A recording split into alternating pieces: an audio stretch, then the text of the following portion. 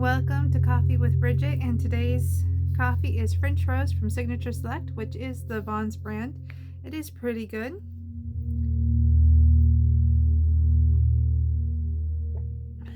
But as you can tell, I cut my hair. That's the big news right now, is I cut my hair. And I cut my hair because my oldest daughter had really long hair and she wouldn't let me brush it. So she needed to get her hair cut.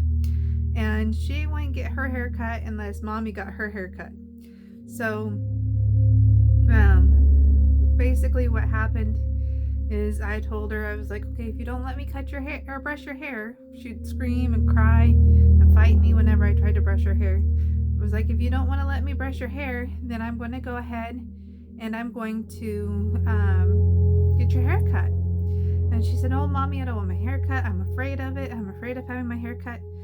I don't know why she was afraid of it. And I said, okay, if I get my hair cut and you see me get my hair cut, will you get your hair cut? And she said, yes.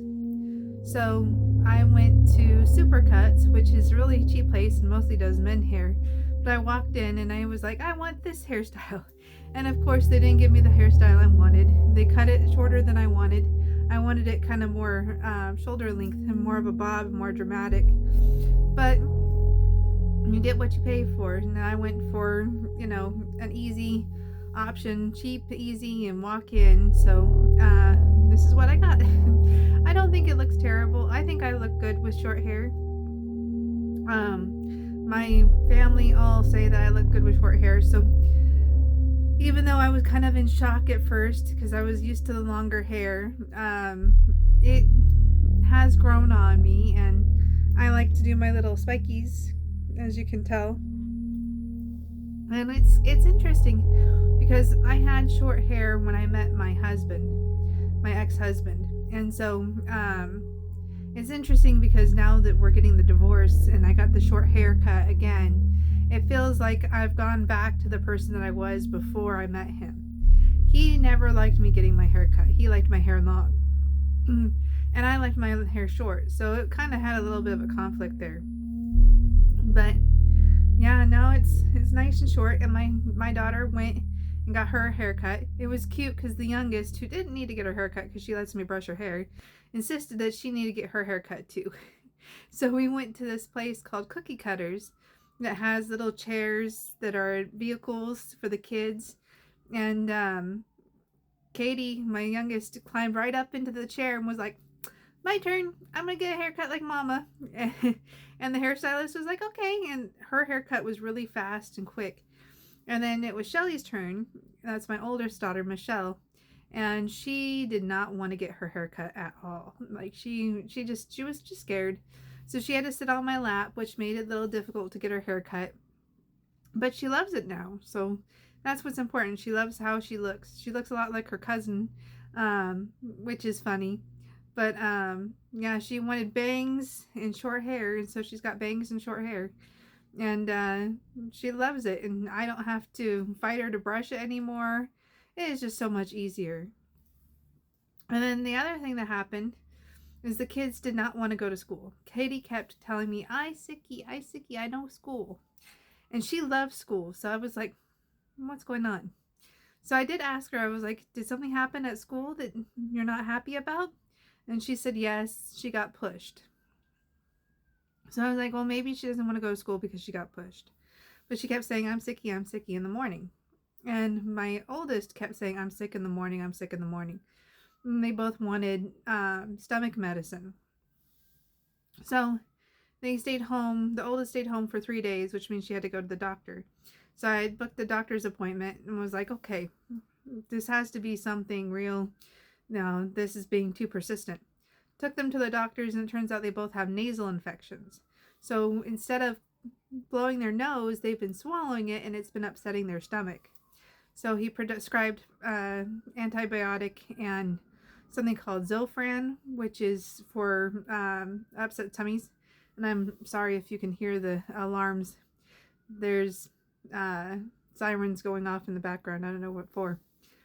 But either way, both kids were sick most of the week. So I didn't really get to vlog, but luckily on YouTube I was way ahead of vlogging, so I didn't have to really stress about it this week, which is good because I could not vlog at all. And right now the kids are with their dad, so I have a moment to myself, and I figured I'd come on and vlog and chit chat a little bit, and then maybe I'll go live on TikTok. I haven't done that in a long time, and just do oracle readings and see who comes in. It's always interesting. You never know what's going to happen with a TikTok live. So I might do that. I'm kind of in the mood to talk today. But I don't know if I want to go in as my alter ego Telonia, or if I want to go in on as myself. I've noticed that I've been hanging out a lot in neurodivergent chats, and in a chat for someone named the Broken Alchemist.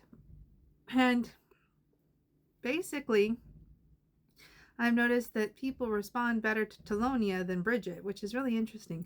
I think in some spots, they don't like the actual name of someone. So when they're like, see someone like, have their full given name, it just throws them off, I guess. So it's been very interesting to see that there's a little bit of a difference in acceptance there. Yeah, so I don't know which one I want to go on yet. If I go on as Telonia, I have to change the background and get my hat on and my mask. But I don't know. I haven't decided which one I want to do yet. I may let the pendulum decide. That's what happens when you're indecisive. You have little tools that can help you make a decision. So yeah, that's pretty much it. I did book a neuropsych eval to see if I have autism, and that is on the 13th of next month of March. So it's coming up.